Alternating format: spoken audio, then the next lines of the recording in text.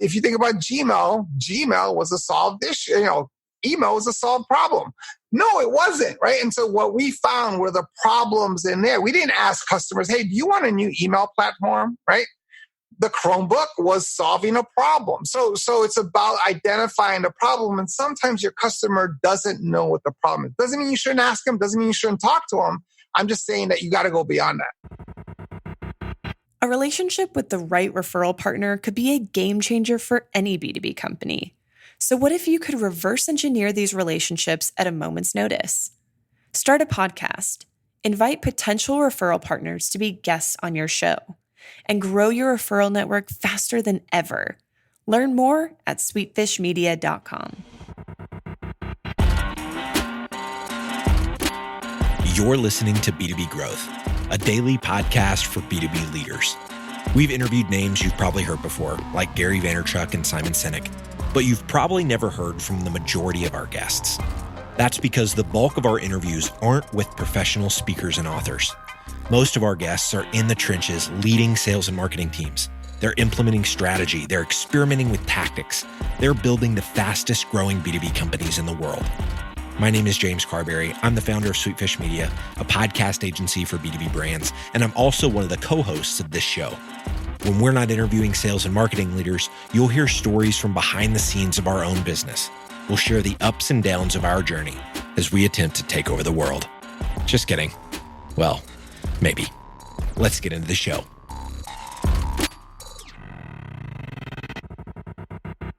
Hey, welcome to another CX episode here on the B2B Growth Show. My name is Ethan Beute, and I host the Customer Experience series here on the show. You're about to meet and learn from Google's Chief Education Evangelist. Of course, you're going to hear a little bit about the competitive scene with Apple and Microsoft and Google. You're also going to hear about students, parents, administrators, professional speakers, and direct consumers as customers. We're going to talk about all of those experiences. But you're going to get a whole lot more, including why what do you want to be when you grow up is the wrong question to ask. Why the customer isn't always right, what it means to be a chief evangelist, how to be persuasive, and so much more. Stay right here for a fast, fun, and valuable conversation with Jaime Casap. Today, we're talking about education, technology, innovation, Generation Z, and a whole lot more. Today's guest spent several years at Accenture and Charles Schwab before joining Google, where he's been for more than a dozen years now. As the education evangelist, he helps launch G Suite and Google Apps into schools and universities. He believes that education and technology can disrupt poverty and transform lives. Jaime Casap, welcome to the Customer Experience Podcast. Thank you very much. That's one of the best introductions I've ever heard. Great. So we're all in the right place. So good. Right. Hey, I have a bunch of questions that I know you're going to enjoy thinking about and talking about, but I'm going to start here where I start with every guest, which is your thoughts or your definition or characteristics. When I say customer experience, what comes to mind to you? Yeah, I think it's funny that you mentioned that because I just had one of these. It's a delight. It's like you feel great about the interaction, right? So this idea of having this interaction, and I don't know if I can share the story. You can edit this out maybe if it's not appropriate, but I had one of these interactions with Polar Pro. As you know, I'm shooting these YouTube videos and I bought these filters and I lost one of the caps for these really nice filters. And so I emailed Polar Pro and I said, hey, I lost, where can I order another one? I need another cap for my ND filter. And they're like, hey, we got a bunch in the office. Don't worry about it. We'll just send you one, right? No charge for shipping, no nothing. Like that kind of experience is how I define really good customer experience. It's this idea of having a positive experience. And they send me one and it's great. And, and I couldn't be more delighted. And I get to share those stories, right? And that's the whole point of having a good customer experience is that you get to share those stories with other people. Yeah, so it's there I hear kind of two themes. One is kind of this frictionless thing like, oh, that was easier than I expected. Right. And then two is that I have a friend or an advocate over there. They just happen to sell filters and other related products, but it's this, we're in this with you. It's a relationship. So good. So you have so much great content available online. So if anyone wants to see keynotes or a TEDx talk or Jaime's YouTube channel, just Google Jaime Casap, JaimeCasap. We might get into some of those themes. I highly recommend any of the keynotes that several of the people he's spoken for have put up there. So we may not get deep into those themes, but I do want to start with this kind of competitive landscape situation. What are you and Google doing in education that A, kind of frustrates Microsoft and Apple, and B, was maybe thought not to be able to be done, but 5 years ago, like, you guys can't do that. Like, what are you doing? So for folks who are listening, just some context, like, what are you doing in the education space with Google? Yeah, and part of this is going to sound like a corny answer or some kind of corporate answer, but it's absolutely true. I've been at Google for 13 years, and I have no idea what Apple and Microsoft are doing. I don't care what they're doing. That's not what I focus on. And this sounds like one of those answers, but it's absolutely true. All I care about are my users, right? All I care about are the users that are using our tools and being able to provide them the best experience, and also to be able to take their ideas and take the experiences that they're having and use that to build whatever it is that we're building. So that's the mindset that we have. That's the mindset my team has. And look, Microsoft products are great. Apple products are great. I have an iPad. I have lots of different types of tools. It's about finding the right tool for the right job. But what we focus on is being able to provide our users, and that's always a bad word in the technology space, our customers, if you will, the best experience that they can have. And so when we launched Google Apps for Education, it was this tool for universities, because lots of people and lots of universities weren't giving their customers, their students, a good experience. And this was a way for them, for the universities, to give them a good experience. And so that's why Google Apps, that we now call it G Suite, took off and did really well. But the thing I think that people thought we would never be able to do well in is with the release of Chromebooks, right? I think people thought that Chromebooks weren't going to be very successful, or people would say, hey, what are you doing? I don't understand why are you getting into this? And again, if you think about what a Chromebook can do in education, it has two really good benefits. Number one is it gives the individual a good experience, right? They boot up in a couple seconds, they're up and running, the battery lasts all day. You have a simple experience. It's great. But the real benefit is for the administrators. And I used to have this joke that when I did these Chromebook presentations, I used to say, the day I dread the most out of any day of the year, the day I wish I could work, is December 25th, right? And you get that puzzled look as to December 25th. I'm like, yes, because that's the day my in-laws get their new technology that I now have to implement. And if two college-educated people can't do this, can't implement technology, what is it like for an organization that has 1,000 people, 10,000 people, 100,000 people? And what the Chromebook was able to do for those customers is be able to give them the tools that they needed to be able to launch a large number of devices and manage those devices. And I think that's why the Chromebooks have been successful. And so I think that we are in the education space because we build really cool tools and we have really cool platforms that can be used in education. And that's what we're doing. So on the two layers there, you have the students as customers, and you already listed a few very specific benefits of the Chromebook there. But then, of course, the decision maker or the buyer in this scenario is the administrator. And so you're providing easy implementation and back-end reporting and these kinds of things for them? Yeah, no, it's more about so when a student takes that Chromebook, that administrator can control that Chromebook, can determine what websites that student can see. There's no chance of viruses getting on these devices. So when you do a take-home program, for example, a one-to-one, take your machines home, you're not worried about all these other machines coming back and dropping a bunch of viruses and bugs into your system, because you've basically extended the school system to wherever those students are. Because when they're using that device, it's like they're using them at school. It's not like even if they connect to their home network, they're still going through the setup that you have for them. So you're still responsible for it. Love it. Going to the, going back to the, let's say a couple of college educated parents, I bet they wish they had this ease of implementation just with their children's own devices.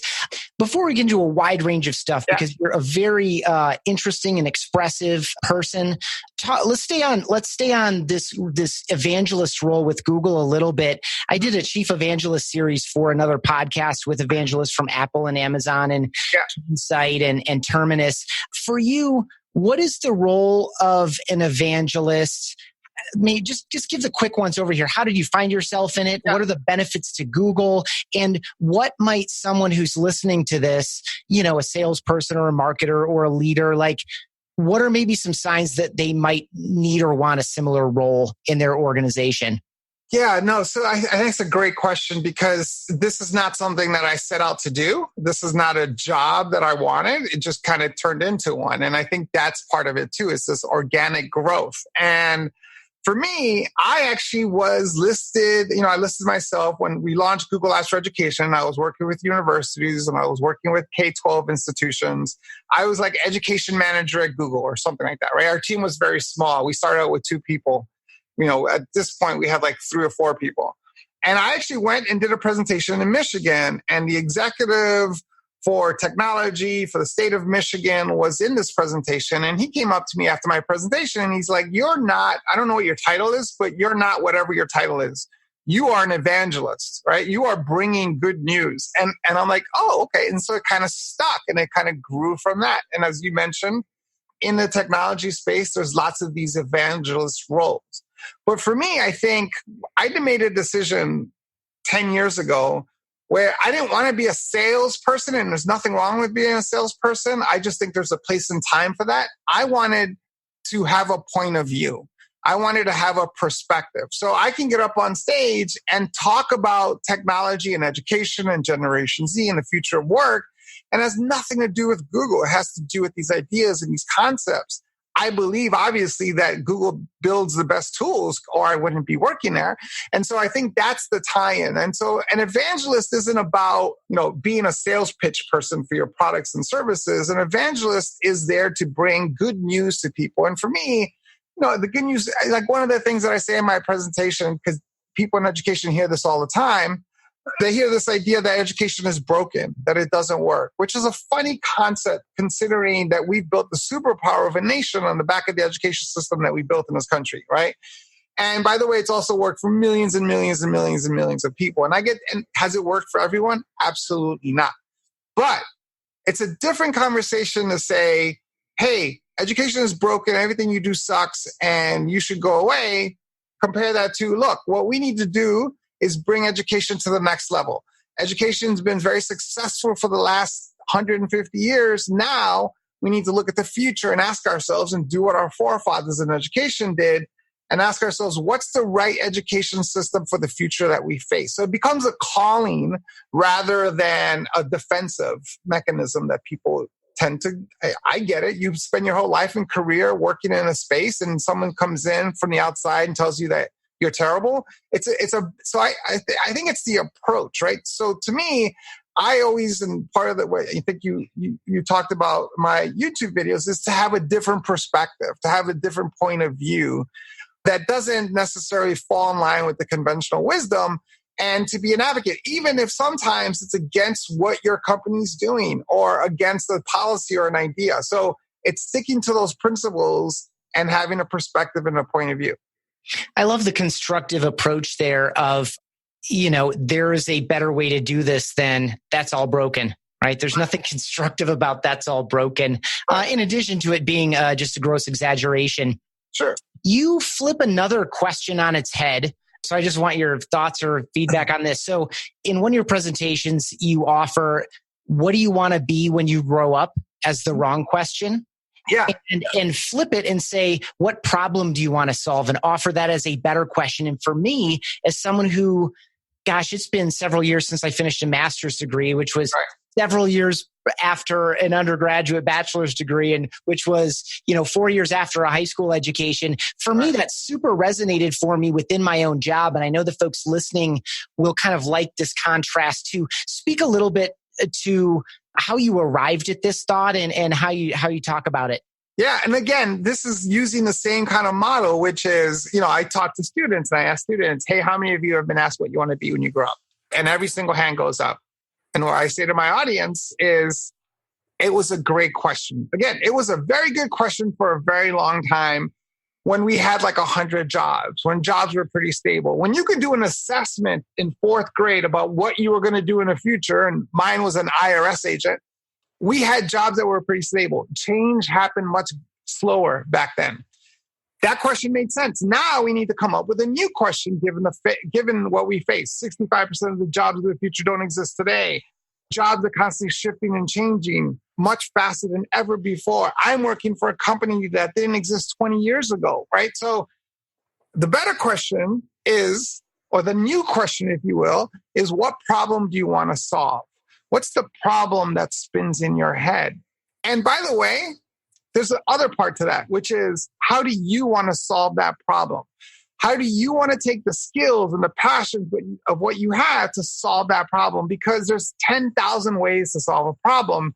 What's your angle on it? What's your perspective? What's your point of view on solving that problem? Because if I was a student and I said to you, hey, I want to solve climate change, your first instinct as an adult might be to come to me and say, hey, you need to be a scientist. You need to go study science. But if I'm a videographer, if I'm a film producer, if I'm someone who likes to take photographs, the way I might solve that problem is to go document climate change or to go educate other people about climate change. There's lots of ways to solve a problem. So what problem do you want to solve? How do you want to solve it? And then you can start thinking about, what do you need to learn? What are the knowledge, the skills, and the abilities you need to have to solve that problem? And how can you start building those knowledge, skills, and abilities? And I think this is where it comes in, where today you have the whole world at your fingertips, right? That's the good news, is that you can learn anything today at a speed that's never been possible before. What classes can you take? Online, offline, what at MIT, at Stanford, at Harvard? Who's solving that problem today, and how do you connect with them? I had a student reach out to me a couple of days ago, and she's like, hey, I want to solve the education problem. Here's my angle on it. Love to talk to you. Absolutely. Let's set up a call. I'll talk to you, right? So there's so many different ways to think about this, but it's basically based on, I'm sure you've read Daniel Pink's book, Drive, right? About what motivates all of us as human beings. It's the same 3 things.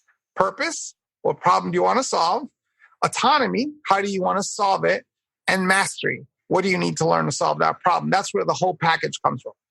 So good. I love that translation of the book. They resonate with you. And if anyone has not read the book, it's a highly recommended read, or there's a really nice animated video that's a 12-minute introduction to the core concepts of it. I didn't make that connection so easily. I love what you did with that.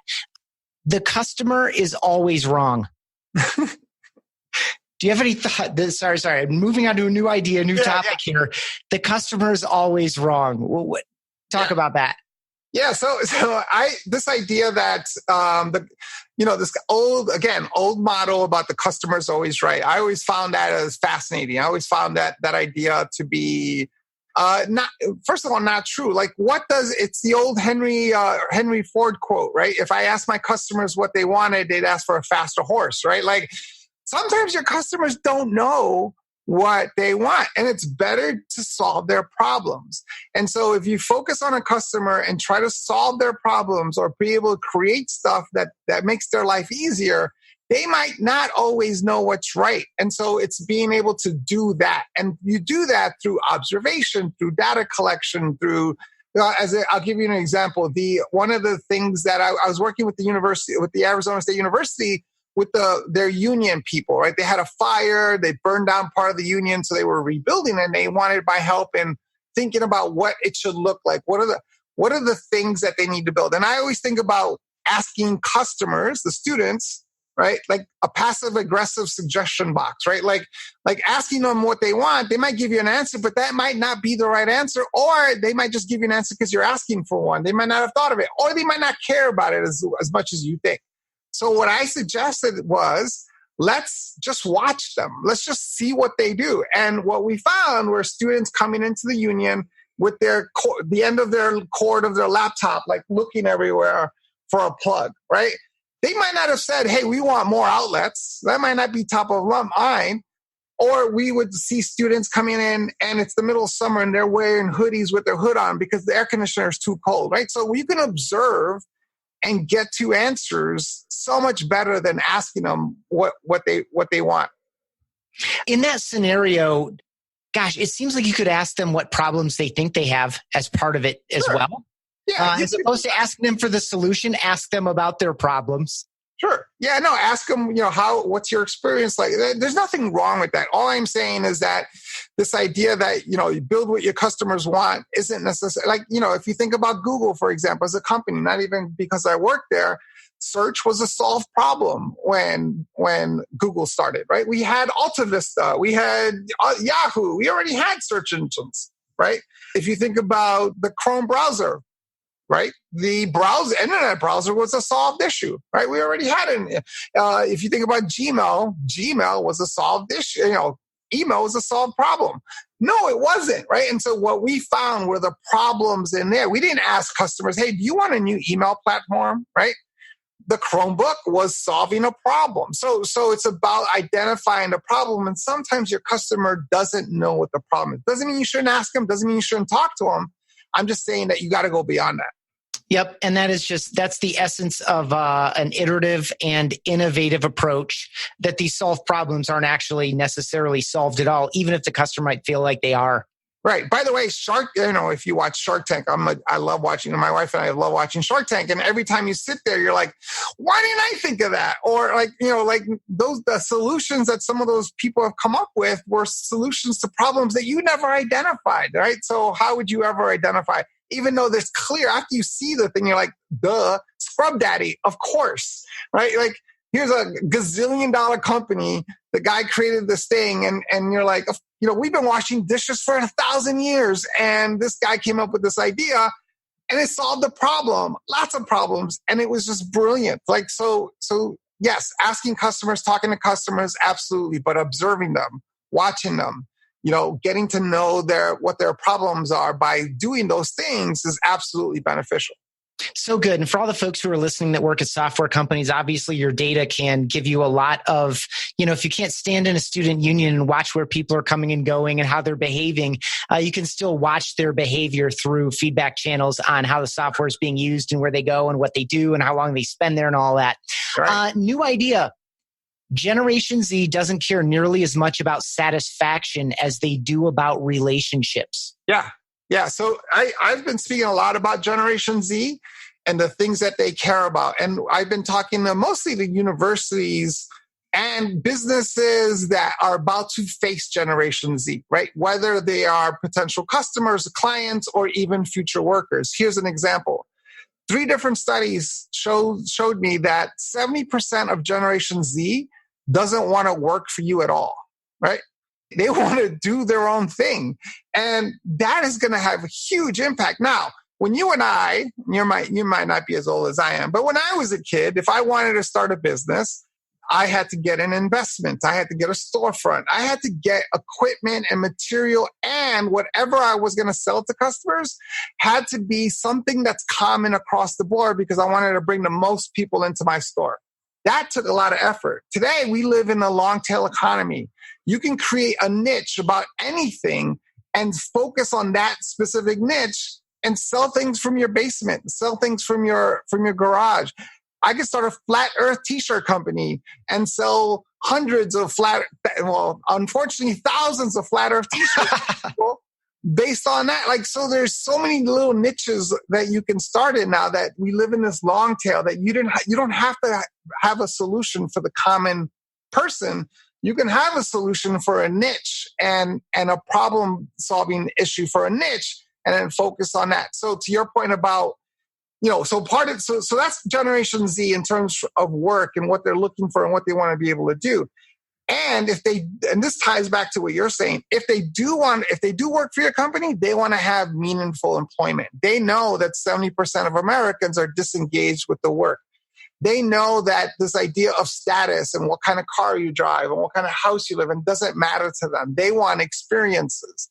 They want to have a relationship. And so whether they're going to work for you or whether they're one of your future customers, They want the relationship. They want the experience. And they want to know that you're doing things in an ethical way. They want to know that you are doing the best you can for humanity and society, because this is the climate change generation. This is the problem-solving generation, right? So Greta, the girl in Norway or Switzerland, I always get those countries confused. She started an environmental movement with students, and she's got millions of students in hundreds of countries protesting climate change on Fridays from school. She did this all from her home, and she was just nominated for a Nobel Peace Prize. And if she wins, that will be 2 teenagers that have won the Nobel Peace Prize in the last 5 years. That's who this generation is. I love that you made the connection there between employees and customers, because the theme is the same. It plays out the same. This kind of, something that I didn't expect, although in hindsight, it makes perfect sense in starting the podcast and now, a few dozen conversations in, is the relationship between the employee experience and the customer experience, how they both matter. If you're going to attract and recruit and engage and retain this generation of workers, a lot of these factors come into play. And so you recruit differently. Right. And, our Friday lunch here at the office looks and behaves a little bit differently for that nature of meaningful and purposeful employment. And oh, by the way, when you go down that road and you start installing these things in your business in a real, tangible, practical, meaningful way, it's not just scratching the itch of a younger generation. It's good for everybody. Sure. Yeah, absolutely. Yeah, and it's attractive to customers as well. Howard Stern as one of the best interviewers of all time. Yeah. These are great topics. I did picked him just for you, by the way. Yeah. No, I did a video. One of my YouTube videos is the joke is Howard Stern is a voice in my head. And I was trying to make a point with that video, which is you have a voice in your head. Who is that voice in your head? And oftentimes we think that we're the voice in our head, and we're not. The voice in our head comes from our experience, lots of factors. And for me, Howard Stern was that voice in my head since I was in high school. I've been listening to him in high school. And he has developed into one of the best interviewers of all time because he's engaged like you are in this conversation. In the conversation, he's just not thinking about what the next question is. He's not thinking about like what the response is. He's not thinking about what he sounds like. He's asked some very stupid questions over the years of listening to him do interviews, but he gets to some really good answers and he gets to some really good questions because he's listening. And as I said in the video, he's playing jazz in an interview. He's going off whatever it is that you're saying and then taking that track. And at the same time, he's trying to understand not so much about like what you do, but who you are. And those are important things. And I can't tell you how many times someone in a Howard Stern interview, how many times he makes news because somebody will reveal something in a Howard Stern interview.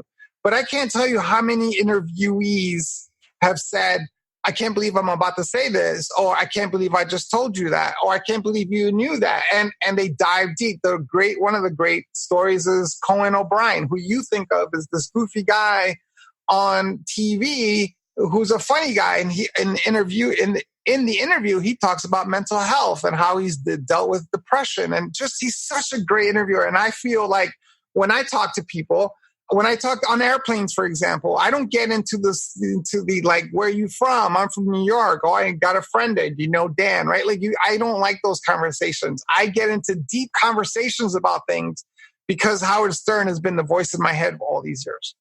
That reminds me of something I literally just engaged in on LinkedIn. It was a quote of a guy who was on the podcast, a sales coach with the Trusted Advisor is the name of his company, a guy named Charles Green. And he said, stop focusing so much on your elevator pitch and start focusing on your elevator question. As you were sharing your observations about Howard Stern, I was thinking about how valuable that approach is to the discovery process in a sales situation where a good salesperson is going to ask meaningful questions, and truly listen. Not just to move through the list of questions and take a note down so I know how to, I know what path to send them down, but to truly listen, again, getting back to solving problems that the person may not know they have, or you have a solution that they didn't anticipate. And then to hear you talk about the airplane made me think of that like elevator question instead of elevator pitch. Like, what roads do you like to go down with strangers on airplanes? Yeah, that's a great example. So I have these giant headphones. People confuse me because I'm in the public space and because I'm out a lot, because I do a lot of presentations. They think I'm an extrovert, and I'm not an extrovert. I'm an introvert. I like the best time in my life is when all week I've been home and I will sit in my studio and not leave. Like, I love being in here.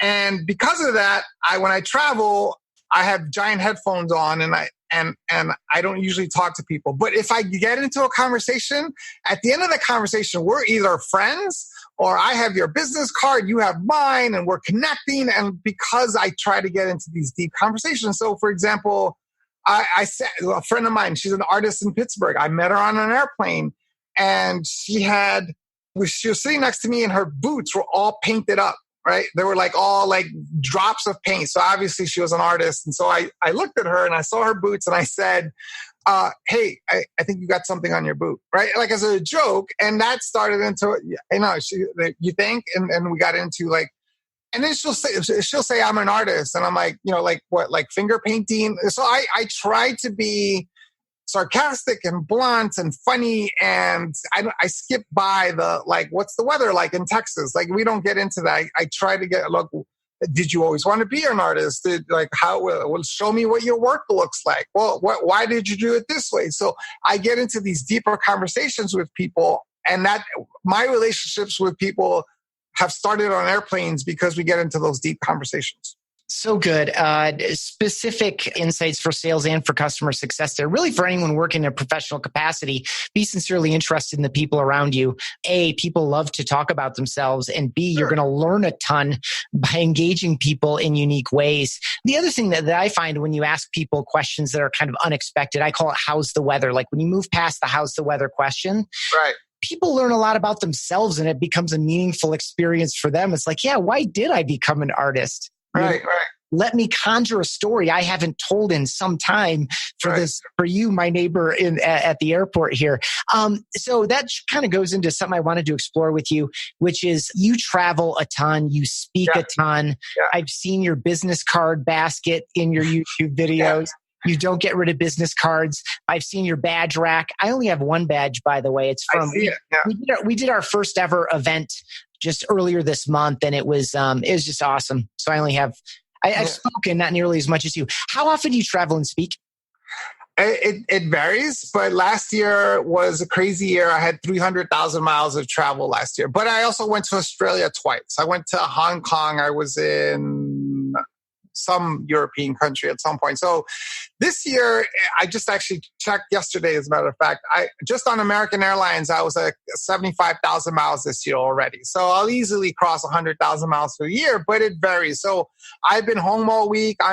Next week, I'm in LA twice. I'm speaking. I'm doing a commencement speech for college at the end of next week. And so it's these day trips here and there. So it all varies. It depends. And I turn down, 90% of the requests that I get to come speak, mostly because of schedule. I can't clone myself. I can only be in one place at a time. But also I'm trying to limit the amount that I travel because I have a family. I want to be home. I got projects. I got my YouTube channel that I want to kind of crank on a little bit. But I also can't pass up an opportunity to change minds, right? That's really, I don't go speak to make myself feel better. I'm an introvert. I don't go so that I can hear my own voice. I go because I'm trying to convince you of something. I'm trying to change your mind. And so my talks are persuasion talks. I try to change your mind, or at least for a very split second, give you a different point of view, a different perspective. And my favorite thing that someone can say to me, and I just got this LinkedIn, a LinkedIn request, and in the introduction paragraph, it said, Jamie, I heard you speak 9 months ago, and that question that you ask is still bothering me today. Like that to me is success. Do you have any specific techniques, or where did you get your kind of philosophy or approach with regard to persuasion in particular? Yeah, and you can tie that also to the question, because I also teach a communication class at the school that I helped start, the Phoenix Coding Academy in Phoenix. And I was going in there every couple of weeks and teaching 10th graders communication skills and presentation skills. And I will get this question all the time. How do you become a good speaker, a good presenter? And the answer is a very boring answer, which is you do presentations. That's it. You just do them. And that's how you get better. I don't get nervous when the last time I got nervous, I spoke in the White House in the East Wing with George Washington staring at the back of your neck. I was very nervous then, but I usually don't get nervous. I get excited about these presentations because I get to change people's minds, and I like being up on stage and talking to people. But how you become persuasive to me is by sharing a different point of view, a different perspective through stories, right? And so, for example, one of the things that I'm focusing on lately is this idea of digital skills, right? How we've given our students a pass. We say to them, oh, you're just born with technology. You just naturally know how to use technology. You're just around when technology, therefore you're an expert in technology. We've given them a pass. And that's harmful to them. They don't know how to use these tools. They don't know how to search. They don't know how to. There's a Stanford study that shows us that 80% of elementary school kids can't tell you the difference between a sponsored website and a real news site, right? So they don't know how to use these tools. And so at my desk, as I'm writing, I'm thinking like, how do I make people understand this, right? And usually it's by tying something to their life. And so I came up with this analogy, the best one I can come up with. And I say, it's like cars. All of you were brought home in a hospital in a car. You sat in the back seat of that car facing one way, then facing the other way. Then you graduated to the booster seat. And then you moved up to the front seat. You spent your whole life in a car.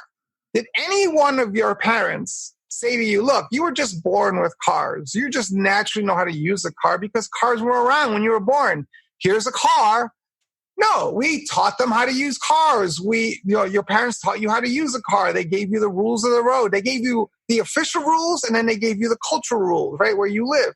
They gave you how not to be a bad person, how to be an offensive driver, how to be a defensive driver. And then they tested you to make sure you knew how to drive, and then they freaked out for the first year after you left the house by yourself in that car, right?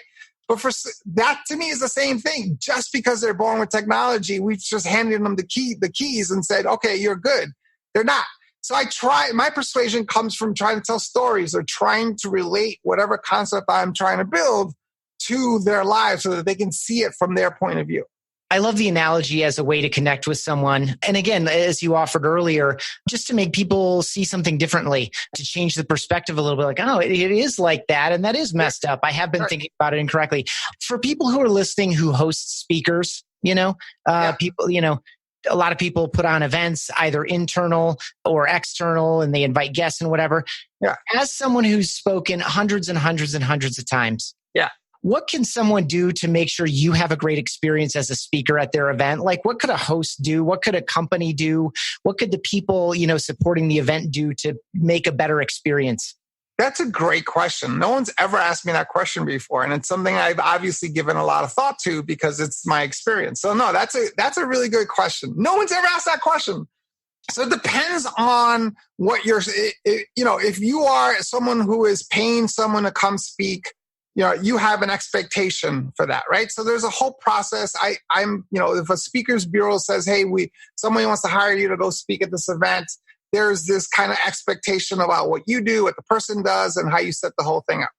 But if you are asking someone to come speak at your event for free or just covering their expenses, which happens to me a lot, right? Because of the role that I'm in, there are things that you can do even if you're not paying the person to have, even if you are giving them a good experience. And the greatest experiences I have is when I show up, you show up at midnight at a hotel that they booked for you, and you go up to your room, and on your room is like a small bottle of wine and some nuts and a card that says, hey, welcome to Houston. Thank you so much for coming. That just means so much, right? That's like, oh, these people care that I'm here and they're thankful that I'm here. That's one example of something that you can do. Another thing I always find interesting is at the end of your talk, most of the time you don't get anything, especially if you're doing it for free, for your time. And I love when someone hands me, a bag of gifts. And I don't mean like expensive things. I mean like a t-shirt from your company or, a new speaker or whatever it is, but something that says, I thought about you speaking here. I thank you for you speaking here. Here's a little gift for you that will remind you of this experience, right? Like that happens a lot, but it happens less than you would think. And so those types of like I guess they all fall into the same category, which is I'm thanking you and thinking of you in this process. And here you go. Something else could be, hey, when are you coming in? We want to arrange for a car service to pick you up, right? Like just the little things that you can do to say, I'm thinking about you sacrificing your time and your energy and your passions to come do this. Those are always great. I love it. It's the gift of attention. Yeah. Forethought and a little bit of the time that goes into it. It doesn't have to be expensive. And it works not just for speakers, but for anyone. It's just showing people that you care. Hey, this has been awesome. Yeah, I could go a lot longer, but we both have other things we have to do today. And I have no idea where we are on time, but I'm going to close with you where I always close. Relationships are our number one core value here at BombBomb and on the show. And so I like to give you the chance to thank or mention someone who's had a positive impact on your life or your career, and give a shout out to a company that's doing customer experience really well. You already did it off the top, but maybe you have another one. Sure. And that's great that you're able to do that. And so for me, and it's a group of people, right? It's the educators in my life. Specifically, when I think about educators in my life, I think about Mrs. Riddick in fourth grade. And the reason why I think about her is because I still remember handing her my first kind of current events paper. And I would skate by with schoolwork and I'd do the bare minimum. And I would always pass or at least get B's. I didn't care that much. But she was the first teacher who took one of my current event papers. This was fourth grade. And there was so much red on it. I thought she spilled blood on this thing, right? So she handed it back to me and she didn't give me a grade. She goes, this isn't good enough. And then just walked away from me. Like she knew that I knew it wasn't good enough, right? And that just pissed me off. And I'm like, oh yeah, I can do better than this. I'll show you. And so educators like that. There's my math teacher in ninth grade. People think they're terrible at math. They don't know math. My math teacher in ninth grade was entertaining. He was totally into it. He showed me the matrix, right? What I call math. He said something and I've kind of made it my own since then. But the fact that math is everything, right? If you understand math, you understand the matrix. Everything has math in it. There's nothing that doesn't have math in it. And when you see the world that way, from that perspective, that point of view, it does so much for you. So my teachers, my fourth grade teacher, my ninth grade teacher, my college professors, I often tell this story when I was even in college and I was going to I wanted to go to graduate school. One of my college professors said, you should apply to the Kennedy School at Harvard. And I said, no, kids like me. I grew up in Hell's Kitchen. I grew up with a single mom. I grew up on welfare and food stamps. I said, kids like me can't go to Harvard. I get eaten alive at Harvard, right? Obviously, I was wrong. I could have gone to Harvard. I would have done well at Harvard. I've spoken at Harvard, but I didn't know it at the time. And so when I talk to students, I say, pay attention to the educators and what they tell you because they know you really well. They're comparing you to the hundreds of other people and students that they've met. So they're giving you good feedback. So pay attention. So as a group, it's the educators in my life. And that's why I'm so passionate about educators and teachers and the impact that they can have. Because one of the things I say to teachers is that the impact that you have on students goes on for generations and generations and generations. Because I have my kids and my kids are doing well because of the same fourth grade teacher and the ninth grade teacher. That's the impact. So as a group, it's the educators in my life. But someone who's given me a good customer experience. The example that I gave earlier is the Polar Pro example, right? This idea that we've built a relationship, here's a free thing because we think that we're going to do business again in the future. And I know you're going to buy more stuff from us. So here's a free thing. Any organization that does that gives you that kind of attention, that gives you that kind of experience compared to a terrible experience that I had with another company that I won't name because, that to me is a good customer experience. And so a shout out to Polar Pro for what they've done. Another one just in the same kind of category is Rode microphones. They released a product, a wireless microphone that I've been using. And if you watch my videos they one of the wind little guard things falls off a lot. So when I told them that, they said, send me, give us your mailing address. We're making a new one. We'll send you a new one when it's out. That kind of we're in this together for the long haul is the kind of experience that you're looking for and what I think the future generation is going to be looking for as well.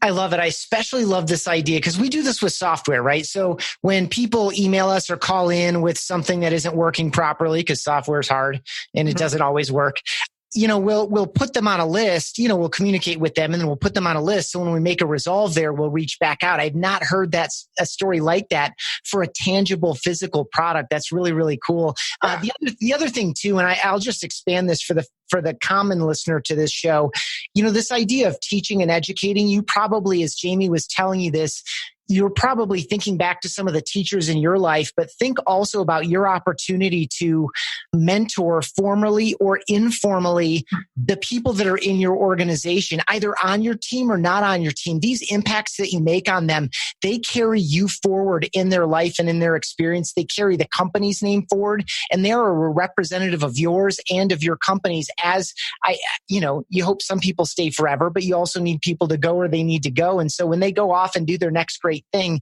you can be an important part of that, and you'll never know the impact that you make on all the people that you work with if you take care to pay a little time and attention. Jamie, this has been awesome. For folks that aren't familiar with Google, I'm just kidding. If people want to follow up with you, what are a few ways they can follow up with you? Yes. So first, Twitter. I'm on Twitter. It's at JCASAP. Oh, talking about customer.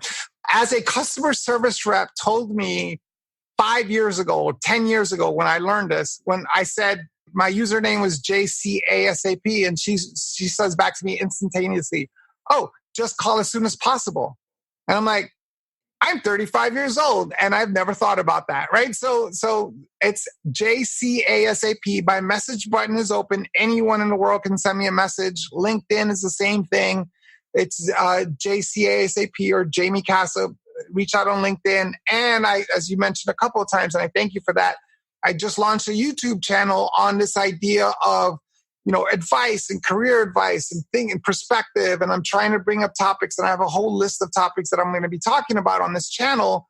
And I'm trying to do it in a fun way while I'm traveling to wherever it is that I'm traveling for different ideas and different topics. And so you can reach out and subscribe on YouTube as well. Same thing. It's JCASAP. Awesome. And for folks, and you can just Google Jaime Casap and you'll find a bunch of keynotes if you want to learn about the future of work and go deeper into education and technology. So much good stuff. I sincerely appreciate your time. I enjoyed it. I know listeners enjoyed it as well. And I appreciate you. Yeah, no, I enjoyed it as well. Thanks for having me. The time went by very, very fast. Cool. Thanks so much. Have a great afternoon. Thanks. You too. So there you have it. Great insights from a gentleman who spent more than 13 years with Google, not at Google, but with Google. Be sure to check him out. He's on all the social networks. And of course, YouTube, LinkedIn, Twitter is some easy go-tos there.